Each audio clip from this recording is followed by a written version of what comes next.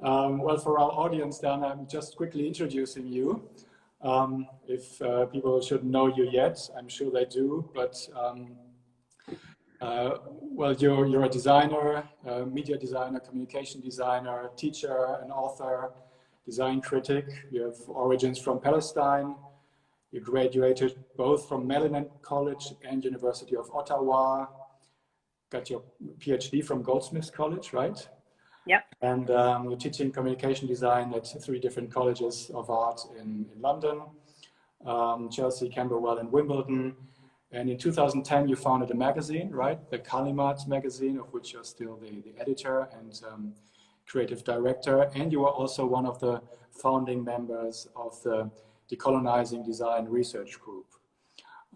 So I think looking at that impressive biography so far, I think that would give us plenty of topics to speak about, and I'm really looking forward. Yeah. My name is Matteo Kries, for the audience, director of the Vitra Design Museum. And so we're happy to have Danah Abdulla here today. She was also a guest of a conference we organized last year at the Triennale di Milano called The Politics of Design. And you gave a wonderful interview for a book 2 years ago for our museum about Victor Papanek. So again, plenty of relations and plenty of themes to start with. Danah, but first things first, how is the situation in the UK at the moment from your perspective, and how are you coping with it also as a teacher at design colleges? How can you solve that? Well, first, thank you for the invitation to be here. It's always great to work with Vitra. And it's very hard to imagine where we were last year and where we are now. We were enjoying the beautiful weather in Milan at the Triennale. The situation right now, as you can see, it's a lovely gray day. It's a very London day today. It's been kind of difficult. We've been under lockdown for, I don't know, around maybe 11 to 12 weeks now. So I've been working from home, which I think I found quite challenging, because I've always found working from home quite challenging, and because I've entered in a new role at Camberwell, Chelsea, Wimbledon colleges, which is part of the University of the Arts. It's sort of it's more managerial role, which has been interesting, so that I'm not having to deal so much with the online teaching bit. Despite the fact that I miss the classroom very much, I'm sort of, in a way, thankful that I didn't have to rush into it.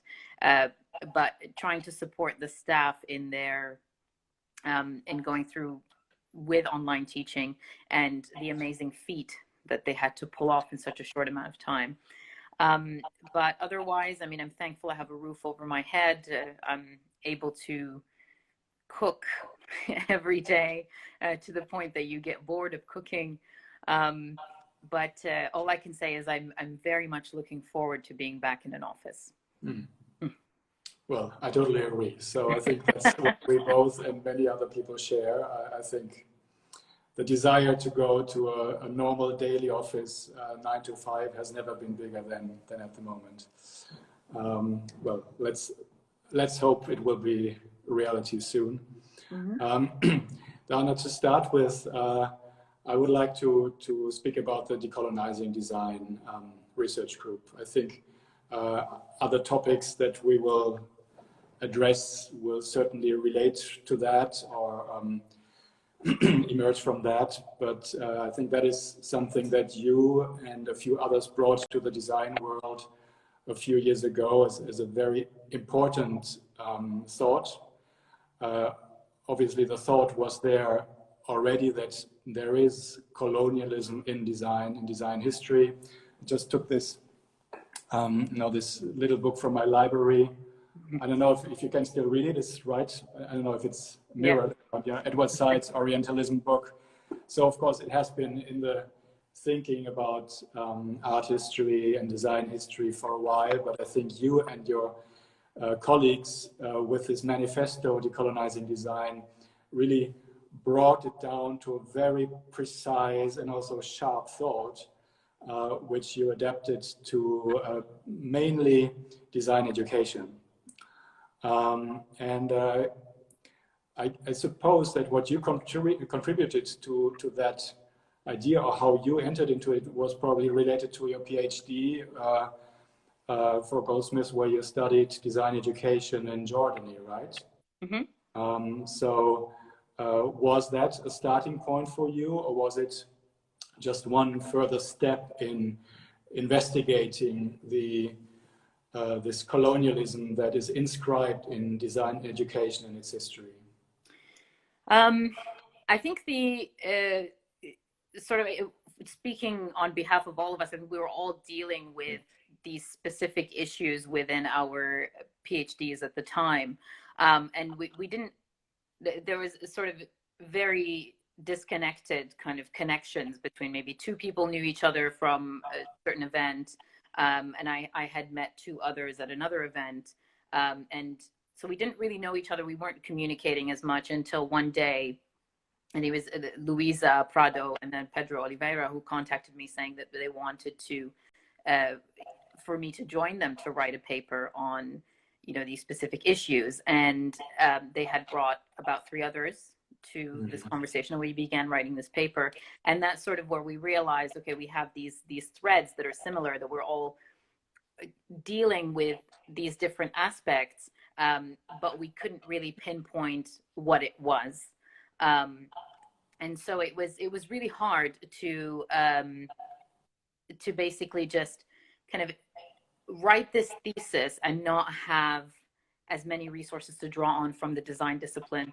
And so when we wrote this paper, that sort of started to, I won't go into all of the details about what happened after that, but we decided to launch during the Design Research Society conference in 2016 and create a platform. And the platform, which is now over 4 years old, I think has really established the main thing, which was really begin that conversation and to tell others that, yes, there are people thinking about and talking about these different subjects. And then it created this community for us as a group of 8 at the time, to share ideas, share references, to read each other's work, and really start developing the language that we wanted to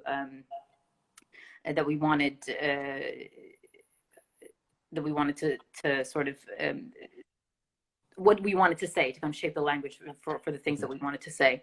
And yeah, that's how it began. And I think meeting this group and starting this platform really shaped for I would say for all of us, our work, our dissertations first, and then just the work that's come after that, individually and as a group. Yeah. Well, let's analyze a little bit the different layers of that critique and your proposals. One thing that you mentioned is that designers are mainly seeing themselves as problem solvers, as pragmatic people that act rather quickly and maybe also improvised. And you are criticizing, with the words of quoting Susan Stewart, that design has lost its capability of thinking and reflecting itself in a larger historical context, right? And also thinking in these contexts which need more research and reflection. Can you explain a little bit about that? Why is that a problem for designers, that they are not embedded in these larger historical contexts, and why does design lose its criticality in that case?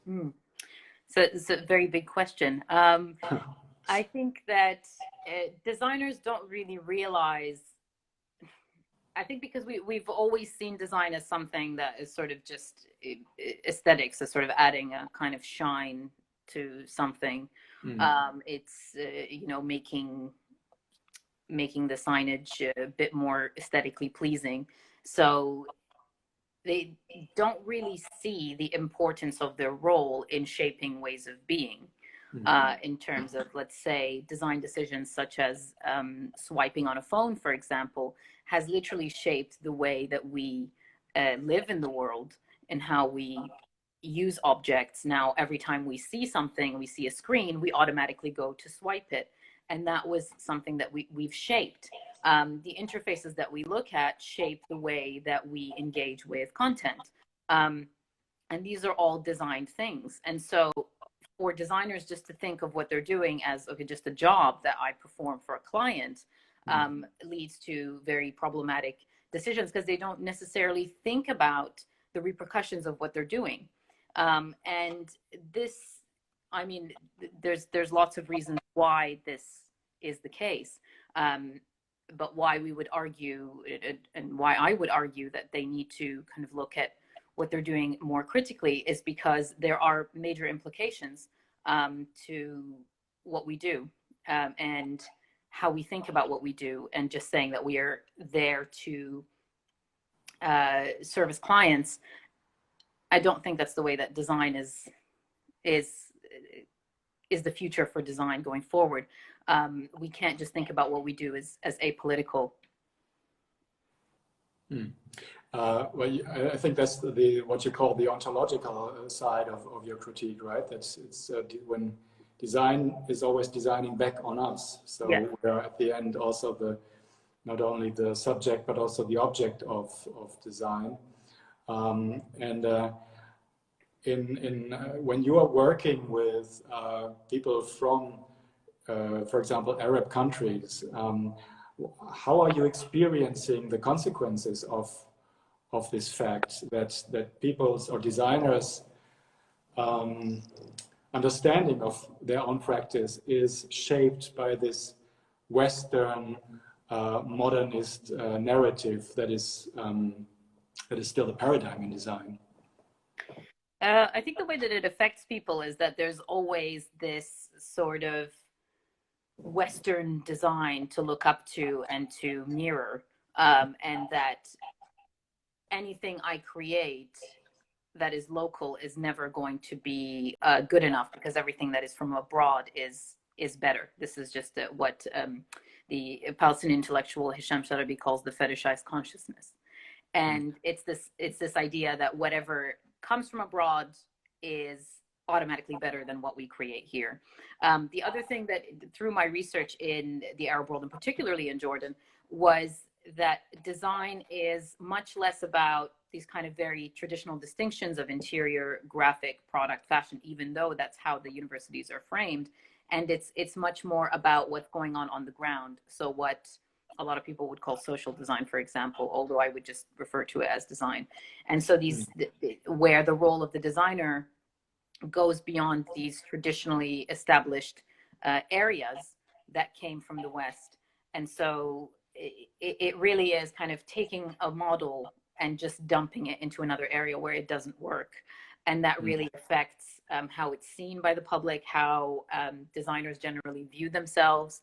But I think this is changing quite a lot, despite the fact that there's like a proliferation of all these design weeks, which I think aren't necessarily, so design fairs or design weeks are not necessarily the same model that from, say, Milan, for example, or from the Netherlands, and dumped into, I don't know, Amman or Beirut or Cairo or Dubai. It doesn't necessarily fit. So where have we been? Well, we've spoken about this problem of the lack of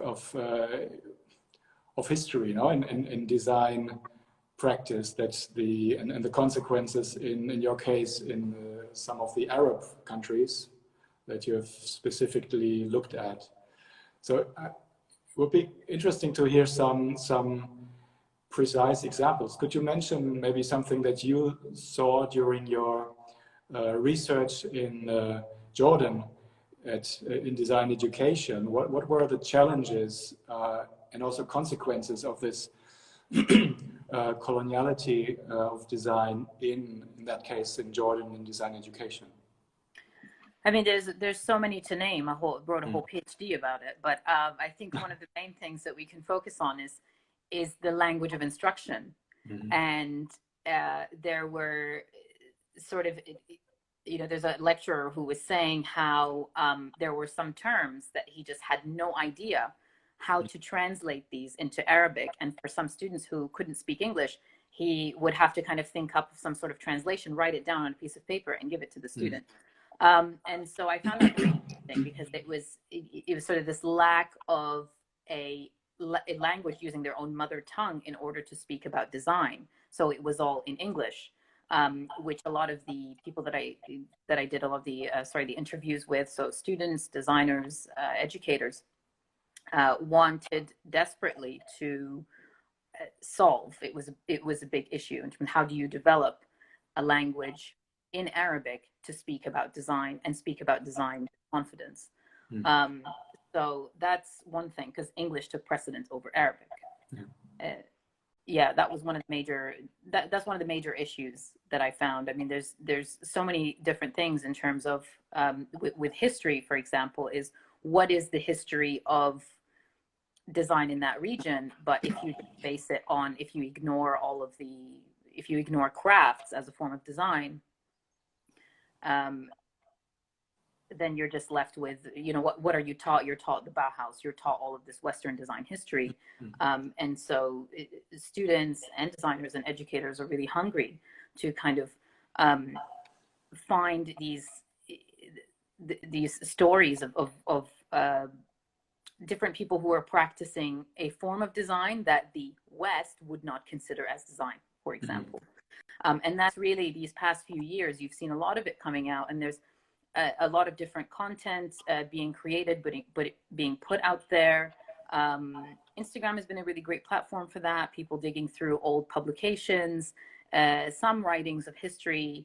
So it's been really nice to see, but I think there's a long way to go, because also when you write a history from the Arab world, or is it just looking at the way that the Western world looks at history, which is these big grand figures? And I don't think that that's something that works for every part of the region. I don't think that that's the right way for us to look at history, because it just it makes design seem like it's an individual act, but design is actually the work, is always collective work. So you're mentioning this historical side of your critique, which is focusing on this ideology of modernity, which, as you say, has brought about certain categories, like design being related to industry, to some vague idea of progress and innovation. So these are all terms that you mention in your text, which of course we all know because they are making the design discourse. And it's rather hard probably to establish a new narrative for design education without this terminology, right? So what can design education do to do that, or to encourage people to do that? I suppose there have to be collaborations with other fields, like with philosophy, historical science, political science, because this renewal of design narratives cannot come out of design itself. It's still a very practical discipline with very little let's say, how do you call that? Not potential, but maybe tradition of critique and terminology, right? So what are your ideas as a teacher to develop a new vocabulary? Oh, I don't know if it's a new vocabulary or if it's kind of ripping it up and starting again, and developing some new form of really interrogating what design education is, who design education is for, who design is for, what should design do. And I definitely agree that we need to bring in different disciplines into the mix, because whether designers want to admit this or not, design really touches on every single field, right? And yet we don't have much knowledge of other fields other than our own, and even our own theory. I don't know. I would say there's very, very few places that really kind of dig into the design theory. I think there's a lot of work to be done there. What we're trying to do now, in terms of is sort of a short-term thing. Well, not a short-term, it's a longer term, but it's one way of trying to approach this, is by really integrating theory and practice within the entire course, rather than just theory as a separate thing that you do in your theory course and then everything else is studio. So that could be one way of enabling students to develop more critical language and to engage with more critical ideas that come from different disciplines. So yeah, it also, again, depends on a design education where, and I can only speak about the context I currently work in, which is in the UK. So these examples are from the UK. But if I was given, I think what needs to happen is we need to look at not reforms, but really the sort of beginning anew. Well, so you know, sometimes it's a very abstract discussion because it's a discussion about history, about language, about distributions of power. From your own experience, which is probably linked to Arabic countries, but maybe also others, can you give us some examples, some precise examples of people or their projects as practicing designers where they try to decolonize their own practice? Are there really protagonists or great examples where you think this is a possible way to go? That's something that other designers could look at to see how things can be done. Not as a perfect solution, but you know, somehow people have to start and make steps and include it in their work. Yeah, I think there's quite a few examples of different practitioners around the world that are attempting to engage with these ideas. Would I say that, even speaking on behalf of say the Decolonizing Design platform and all of us in our individual work, this is something that we tackle, that we're working on, but there's no kind of solution. There's only this is the way of, you know, how I'm conducting my research. This is these are the references that I'm drawing on. This is the type of work that I've made. So I'm not sure I can provide specific examples, because I guess it really is yeah, I don't know. I'm sort of stuck with this one because I'm just thinking of different projects that are very interesting to me and really trying to think of new ways to engage with design, not using the same references and not looking at and not sort of stuck in the same old type of projects of this is critical without actually engaging with any criticality. Yeah. Well, maybe let's speak about your own practice as a designer. Besides your teaching activities, you work as a media designer, communication designer. So how does that inform your own practice? I think my practice has been shelved long ago because I'm basically a full-time academic now, and my time is spent in the university of teaching and managing the courses, and you know, and so that space. Well, my practice is, well, teaching is practice, right? So I think having been a designer, having been working in publishing, my practice was in publishing, has really informed how I approach research and how to think of ideas as iterative. And I think that's been really, really good in terms of as a way of thinking. It's not a sort of, I think having that the designerly way of knowing, let's say, and using that in research and using that on a day-to-day, I think has been extremely valuable.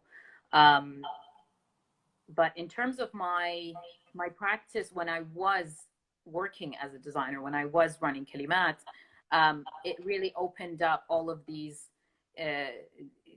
connections that I created with all of these cultural producers across the Arab region, and really beginning to see how people worked, the different things that they were making, the ideas that they were engaging with. And so that has definitely shaped the ideas that I take into my academic work, because without having publication, I would have never met all of those people that then their ideas and their enthusiasm led me to, you know, commit to all this research and so on.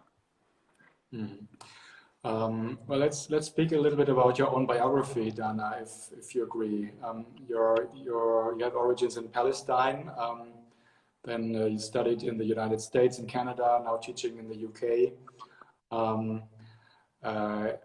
How is your, well, first of all, did you leave Palestine to study in the United States? Was this the main purpose? No, so I was born in Kuwait. I moved to Canada. I did my BA in Canada. I did my MA in the United States, and then I did my PhD in the UK. So I never lived in Palestine. Okay. So yes, maybe that's maybe I have to reframe the question. Okay. Well, one thing you also mentioned in your critique is this idea of social design, which is yet another Western construct that people from outside may invent solutions to help people in need. And often you mention that it's designers with origins in middle class that that apply their own ideas onto contexts which do not have anything to do with where the designers are coming from, instead of really researching the problem on site. And so is that, what would you think are the right approaches then for people who want to work in that field? Because we certainly agree that there are problems to tackle by designers. So what is the way to go? Well, I think with that paper that you're referring to, it really does talk about how I think designers should stop looking outward constantly at communities that aren't their own, and thinking that they can solve other people's problems, like sort of the white savior complex. I think the reason why we have that sort of design can save the world mentality, actually, I don't even know where this term comes from. I hope someone does a piece of research on digging where design can save the world comes from, because it is interesting. When did the designer gain that agency to think that he or she could be the savior of the world? And I think it really comes from a lack of design research and awareness of the, going beyond design to understand the political, social, and economic implications of what people do that leads us to have a lot of these projects. Designers should look closer to home, but even when they look closer to home, how do you interrogate what you're doing in these interventions that you're partaking in? So that's how we begin to get them to stop looking outward. But then even when they look into their own communities, what does that mean? What should we participate in? So that goes into a lot of, how do we understand participation? What is our role? How do we communicate with the communities that we work in? How do we not kind of take over as I'm the designer, I'm the expert? There's a lot of this stuff that we need to tackle when addressing, when dealing with social design projects, or anything with any design project, really, I think. Let's look a little bit at the historical side of what you're looking at in the Arab world. We know that many of the countries in the Arab world have a colonial past, and certainly the situation that we are finding there today, that you have been studying there today, is still very much influenced by the last decades. What is your description of the evolution that design education has taken in those countries since the mid-20th century? I mean, there was, as far as I know, in certain countries, there was a very strong movement of reassuring themselves about their own history after the independence. But then what was the evolution of design education over this time? The current situation must have a history, how it got there. In relation to design education, I think that there's, I guess the proliferation of design programs in the Arab world is really a product of the privatization that has occurred in Jordan in particular. I think because Lebanon is quite a different context. They had more kind of private institutions than the rest of the Arab countries. So there was a lot of, there was very few programs at the beginning of the 80s. And from my research, what I found is that the first official program, which was a minor in a fine arts department in design was in Jordan in the early 80s. And you had very few, maybe 2 or 3, and then you fast forward to today, you have about 14, which is a lot. But would I say that they're all great design programs? No, because it's the same as in any other place in the world where you see design as lucrative to get students in and for tuition fees. And that's exactly what was happening with the privatization of education in Jordan. It's exactly what's happening here. I mean, there is a lot of universities that offer design, and the same in South Korea, the same in China. There's I think there was some crazy statistic that I read a few months ago about how the amount of the percentage of programs in Japan, China, Taiwan, South Korea, design programs since the 2000s. So design becomes a sort of a lucrative university major. And yeah, so would I say that they're, you have a mix of design programs that are really teaching something quite interesting, and then you have other design programs that are really teaching just software skills. So we just say that this increasing numbers of design education programs is working in favor of decolonizing design, because the main growth is probably in countries of the global south or in Asia?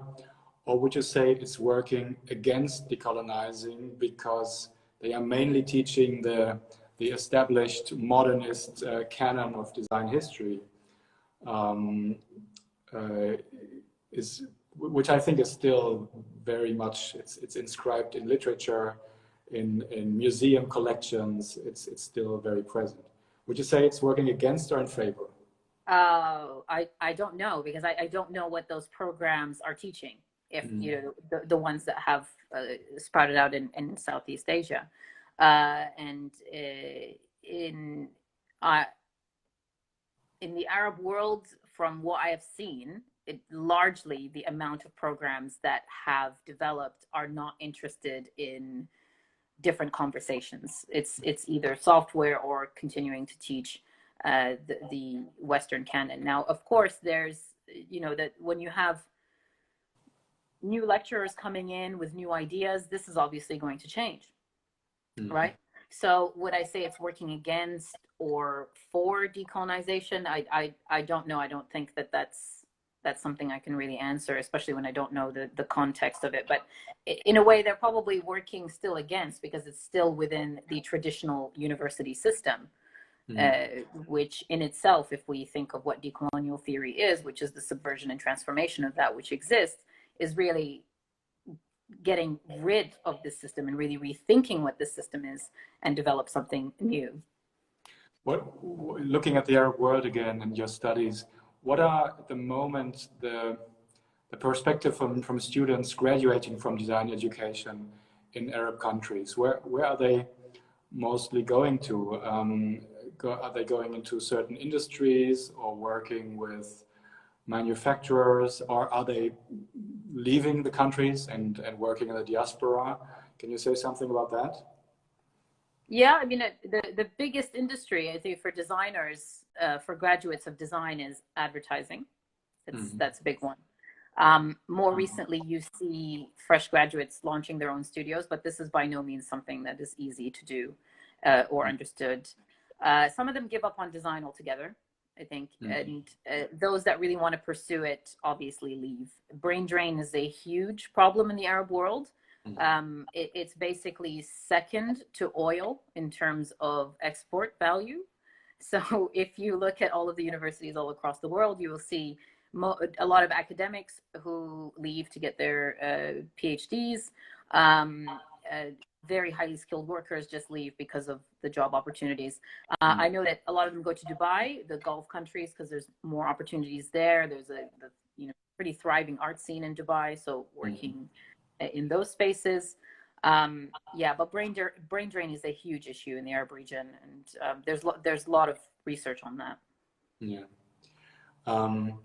Well, you're mentioning also the influence of other curricula in the Arab world. like art history or typography. And it's quite interesting to read how you're describing that there are curricula of Arab typography or Arab history at Arab universities, which seems somehow schizophrenic if you look at your own history as if it was something foreign. So can you say what phenomenon is reflected in that fact? What alienation of one's own history? Well, I think that goes back to what I was saying at the very beginning. This fetishized consciousness that this design doesn't come; it comes from abroad, right? So you actually have a class in an Arab country, in an Arab university that is called Arabic typography, and that is absolutely just it is hilarious when you think about it. And there's one class usually most of the time. I don't know if this is now changing. I really hope it is. I think there's more and more type designers evolving. And hopefully teaching in these spaces. There's new type foundries. So this is all very important work. But it has huge implications. I mean, colonialism has had huge implications on the Arab region, continues to have huge implications. And this is one of them. I mean, I think in the same piece that you're talking about, you mentioned the westernized university. So it basically, all universities take the same form of what we know as the Western university with the same disciplines. And so design is this copy paste from the spaces. It could be someone in a room who found a syllabus from a design program and said, hey, this is excellent, let's put this in here, without kind of really thinking about what these courses are and contextualizing it to the place where not only the city or the country, but also the context of where that university is. So this critical reflection is really important. And I think with any new design program, I think a critical reflection is really, do we actually need this program? And yeah, I find it really has, I think that the lack of, sticking with typography, is that the lack of Arabic typography in universities has led to the lack of digitization of Arabic texts online. This is a language spoken by over 350, 400 million people. And yet there are so few websites and texts that are in Arabic because of the difficulty of dealing with it. And you don't have enough experts working in typography and digital typography, Arabic typography, to deal with it. There's a big gap there that needs to be filled, and the universities are not helping in that regard.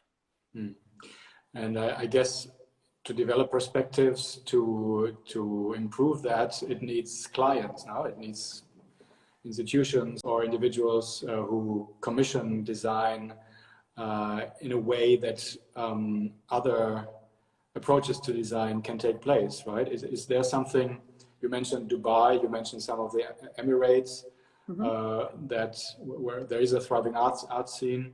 Do you see other evolutions in other Arabic countries, for example, in the Maghreb, Morocco, or Jordan you mentioned? How about those countries? Yeah, I think every single Arab country in the past 10 to 15 years, there's been this growing scene, and it's obviously due to many factors, and it's been really nice to watch. I think Dubai is a different case. It's really focusing on developing the art market with Art Dubai. There's obviously different forms of funding, largely foreign population as well. So it's not just the local Emiratis. There's also Arabs from everywhere. There's a lot of people from India, from the Philippines, from the UK, from the United States, Canada. Whereas the other Arab countries are, yeah, there's a lot of great stuff coming from Morocco. There's always been fantastic stuff coming from Egypt, particularly Cairo. I mean, the advertising was always great there, and now just seeing kind of the design studios popping up and the work that they're doing is really grounded in the local context, is very interesting. And these are making up for the lack of really good and decent design education. I think when people think of design education in the Arab world, they always can think about American University of Beirut as sort of kind of that graphic design program, and it is very good graphic design program. A lot of people graduated from there and went on to do really fantastic things. And so it's been really inspiring to also see these smaller studios popping up that are providing a sort of leadership, a sort of mentorship to the youth. And because I guess if we return to typography, if you really want to learn typography, you're probably going to have to learn it on the job, because you're not going to learn it in your classes. Yeah. Well, I totally agree with you that education has a key role in changing paradigms. On the other hand, as a museum person, of course, I'm also seeing the importance of museums and collections, reassuring new generations of designers and artists about their own past, about their own history.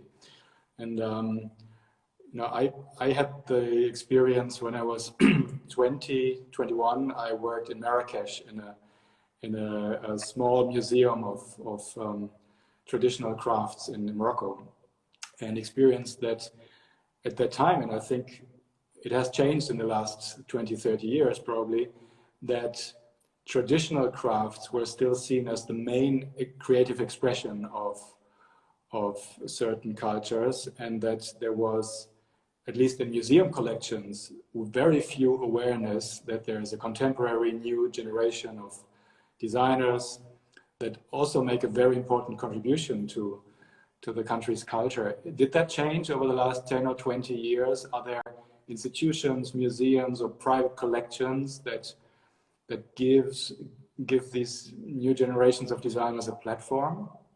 So I think that there's, again, museums are not my expertise. There's people who can speak about this a lot better than me in terms of their engagement with collections and in the Arab world. I have definitely seen an increase in interest in design. I think in terms of museums and collections, there's still much more support for art than there is for design. I think this is gradual, that you're seeing the support for design come more in the form of, trade fairs or design weeks, things like that. There is a sort of appreciation for crafts. There's who are working with craftsmen around the Arab region on their works. Long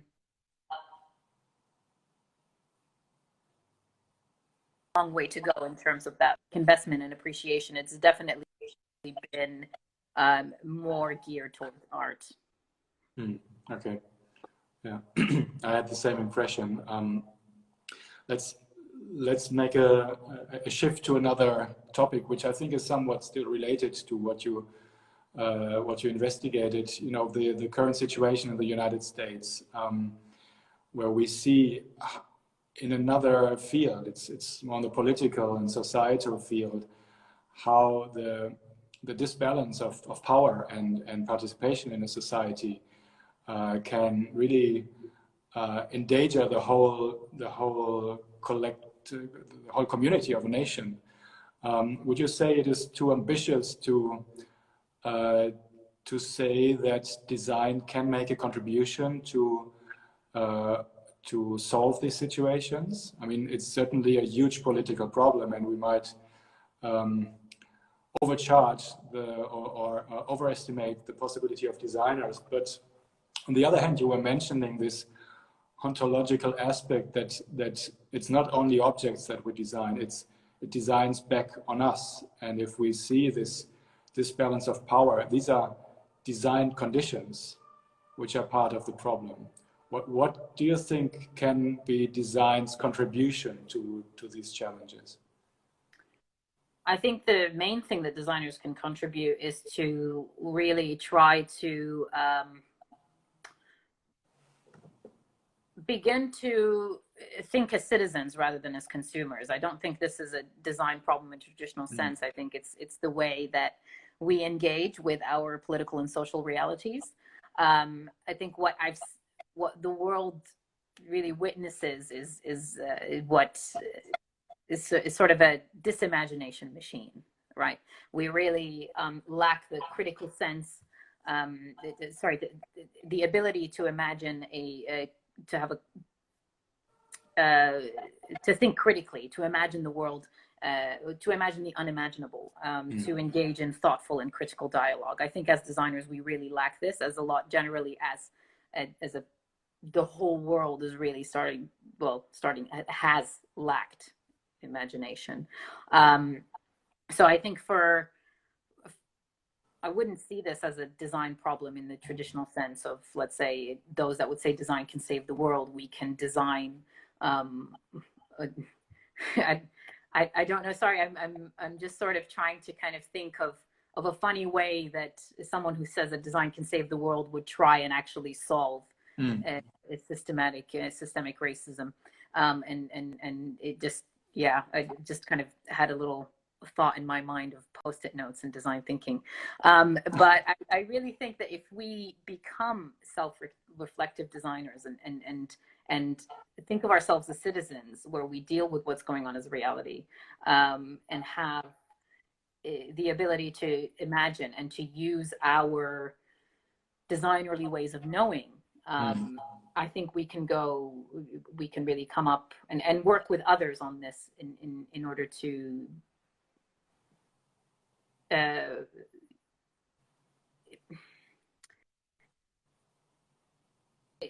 properly sorry, I've kind of lost my train of thought, but I'm also thinking of just this. I think that, what's interesting about what's going on now is that a lot of people are, for the first time, kind of engaging and gaining a lot of knowledge. But knowledge requires action, right? Because action without knowledge is blind, right? If we could look at I think it was a manifesto for the left turn that said this.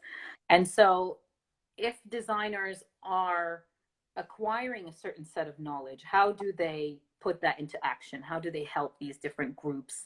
How do they actually really engage in this? How do they begin questioning their own learning?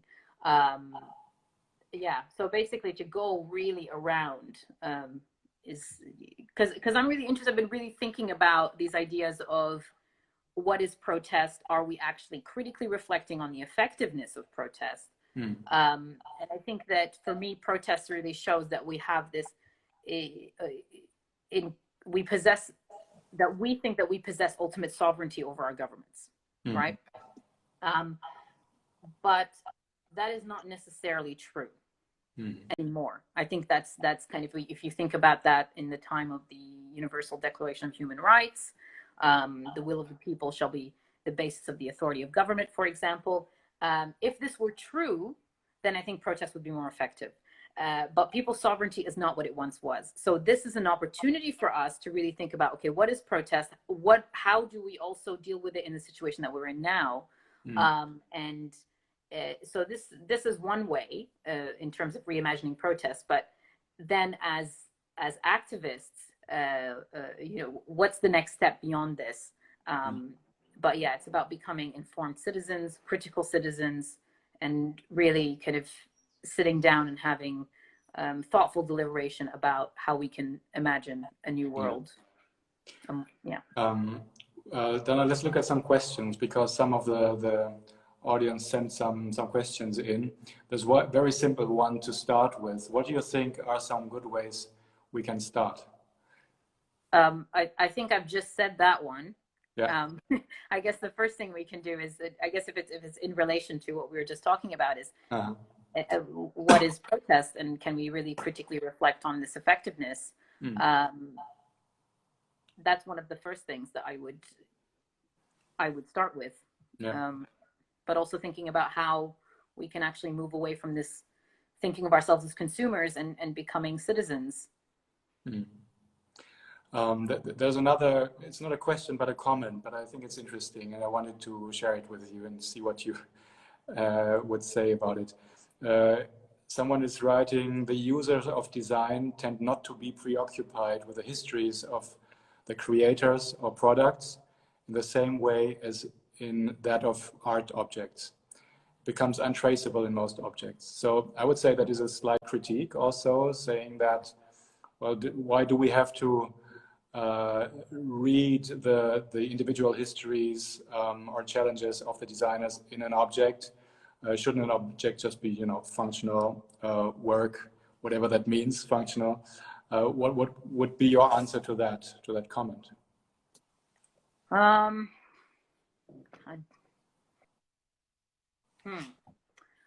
I don't know if it's necessarily true that we don't. Yes, designers usually most objects who the designer is, we don't know who it is, right? And that's something that you kind of accept. I don't know what the comment is really framed around. I'm not sure which part of what I spoke about. Well, I guess it's referring generally to the discussion that we're having about the dominating paradigms in the past, which were mainly Western and modernist, and if that changes, does an object really look completely different, or is it more the attitude or the approach of the designer that changes? But is it really relevant for the user and for the object? I would say that could be a direction of that comment. Is that history? I mean, so this is a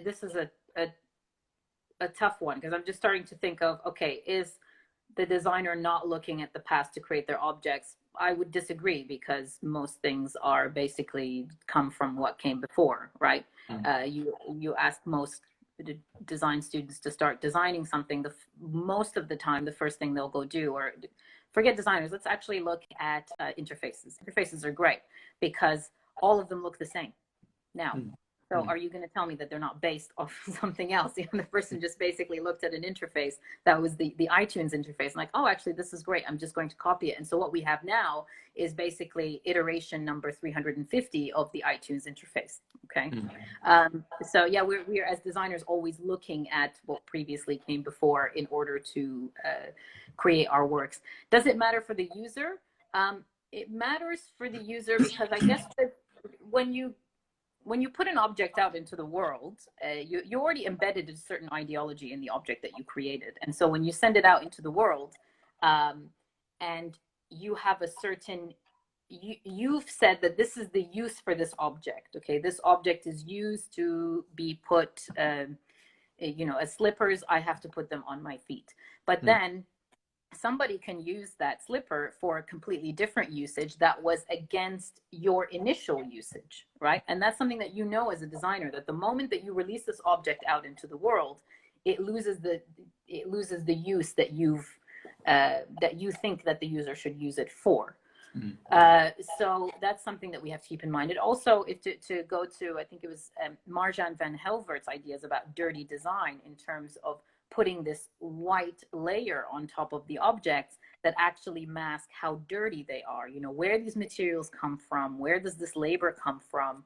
And all of these, I think, are very important questions for the user, because, I want to know where this is made. I want to know what went into this. Although I'm not a fan of this conscious consumerism, but actually if we start questioning more and more where these objects is what this signifies worth me buying it, maybe we'd have a lot less junk in the world.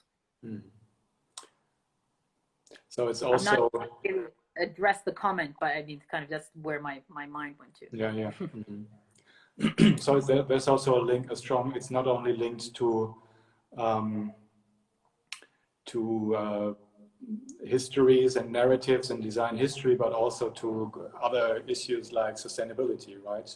That it's a matter of having an attitude as a designer, as you mentioned before, to see yourself as a citizen, as part of a community, which is reflected on the one hand in questions of identity, but also in other questions like what is the consequence of the object you design in an ecological sense, or in an economical or also ethical sense.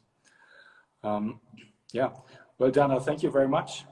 You? I think it was a super interesting conversation. Also interesting to hear your special insights from Arab countries. I think it's a region in the design world that is that has so much to offer. I mean, I'm certainly not an expert, but you are, and I really hope that we'll hear much more about designers emerging from that region in the next years.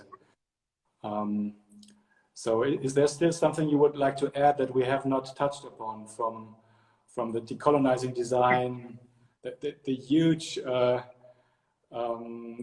construct of thought, which of course 1 hour is just enough to touch a little bit on the surface of that, but is there something that you would like to add which is key to these thoughts that we have forgotten?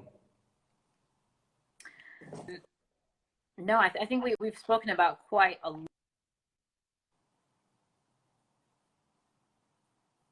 Interesting, some of the questions that come out from after. I'm assuming this live talk is going to stay on the Vitra Design Museum's Instagram page, and hopefully just to see. I'm always really interested to see what people's questions are, because then that helps me frame.